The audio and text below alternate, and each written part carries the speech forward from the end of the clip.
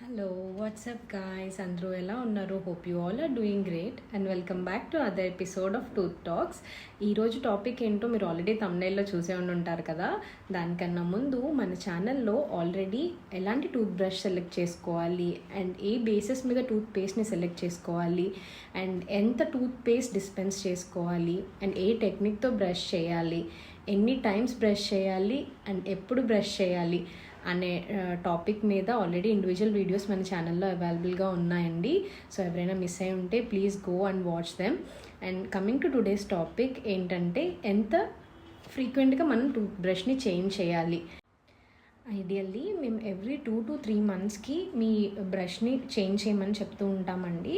అది ఏ బేసిస్ మీద చేసుకోవచ్చు అంటే కనుక, ఇప్పుడు రెగ్యులర్ టూత్ బ్రష్ మీకు కనిపిస్తుంది కదా, ఇలా బ్రిజిల్స్ అనేవి స్ట్రైట్గా ఉంటాయి. వన్స్ మీ టూత్ బ్రష్ ఇలా ఈ బ్రిజిల్స్ అనేవి ఇలా అపార్ట్ అయిపోయినట్టు, దూరంగా వెళ్ళిపోయినట్టు అనిపిస్తే కనుక it's high time you should change your tooth brush అండి. ఇలా ఉన్న టూత్ బ్రష్ని యూజ్ చేయొద్దు అండ్ మీరు కొత్త టూత్ బ్రష్ని తీసుకోవాలి. అండ్ ఇలా ఉన్నప్పుడు you can use the tooth brush. ఎందుకు చేంజ్ చేయమంటాము అంటే కనుక, అది దాని పర్పస్ని సర్వ్ చేయలేదండి. వన్స్ ఇలా ఉన్నప్పుడు అది ఎఫెక్టివ్గా క్లీన్ చేస్తుంది, మన టీత్ని ఎఫెక్టివ్గా క్లీన్ చేస్తుంది. వన్స్ ఆ బ్రిజిల్స్ అలా దూరంగా జరిగిపోయినప్పుడు అది అంత ఎఫిషియెంట్గా మన బ్రషింగ్ అనేది అంత ఎఫిషియెంట్గా జరగదు. కాబట్టి మనం యూజువల్లీ 2 to 3 monthsకి మన బ్రష్ని చేంజ్ చేసుకోమని చెప్తూ ఉంటాం. అంతేకాకుండా కొంతమంది చాలా విగరస్గా బ్రష్ చేస్తుంటారు, గట్టిగా బ్రష్ చేస్తూ ఉంటారు కదా. అలాంటి వాళ్ళకి ఈజీగా 1 month, 1.5, 2 months లోపే ఆ బ్రిజిల్స్ అనేవి సపరేట్ అయిపోతాయండి.